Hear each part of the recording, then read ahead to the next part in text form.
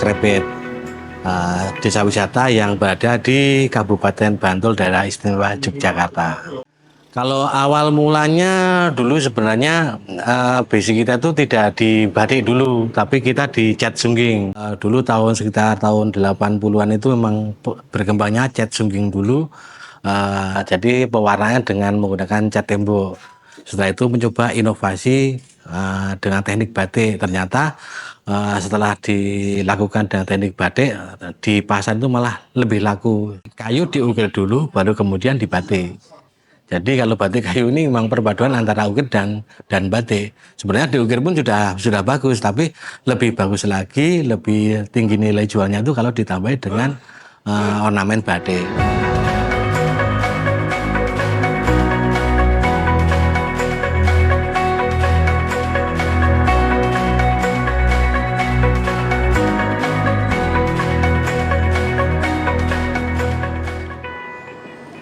Jadi ini yang kita gunakan ini malah tadi yang kita sampaikan, kita awalnya memang ini cat. Jadi ini bukan batik, ini cat. Jadi ada bedanya antara ini yang batik, ini yang cat.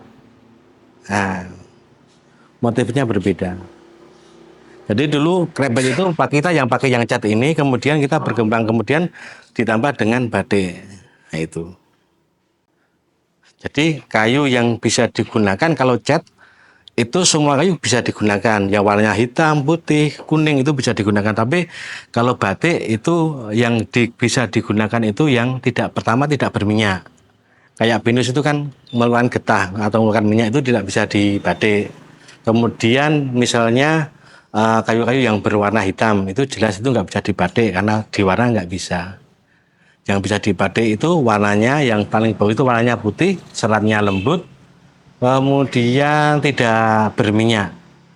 Nah itu kalau diwarna bisa ngejreng-ngejreng kayak gini. Nah jenis kayu yang kita gunakan ini bisa kayu jinitri, bisa kayu sengon atau albasia, bisa kayu klepu, bisa kayu pule, ya gitu jenisnya itu.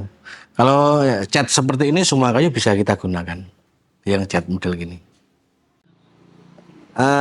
Lama itu kalau banyak warna itu akan lebih lama. Jadi kalau cuma 2 warna itu kan cepat, tinggal dicelup aja. Kalau ini dengan teknik disolet atau dikuas. Jadi dikuas itu. Yang hijau-hijau yang sama.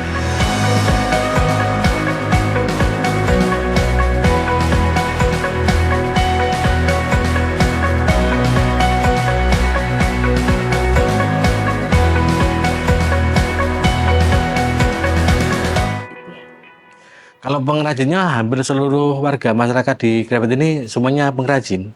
Jadi yang mengerjakan yang mulai dari ibu-ibu, karang taruna lah atau yang tidak sekolah itu sampai yang tua-tua itu semuanya masih terlibat di kerajinan batik kayu.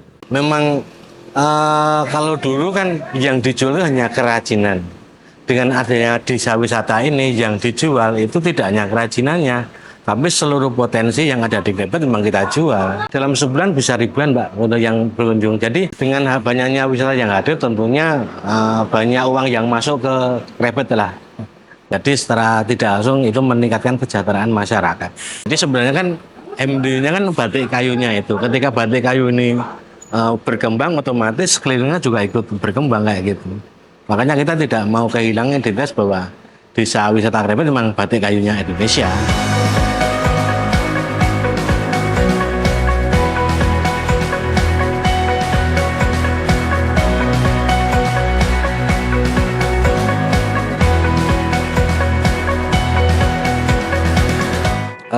Harapan kita ke depan, karena saya juga generasi penerus ya, harapan saya memang ada yang meneruskan kembali. Dan harapan kita ke depan memang kerajinan ini akan tetap bertahan, tetap meningkat dan tetap bisa mensejahterakan masyarakat Krebet dan sekitarnya. Dan kita sudah memulai dengan anak-anak yang karang taruna, anak-anak yang masih kuliah, masih SMA itu sudah kita libatkan untuk menangani kegiatan di Desa Wisata Krebet.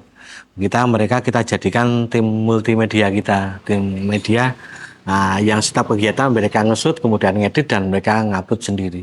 Jadi hasilnya bisa dilihat di TikTok kami atau di website atau di IG kami, semuanya namanya Desa Wisata Krebet. Bisa dilihat hasilnya di situ.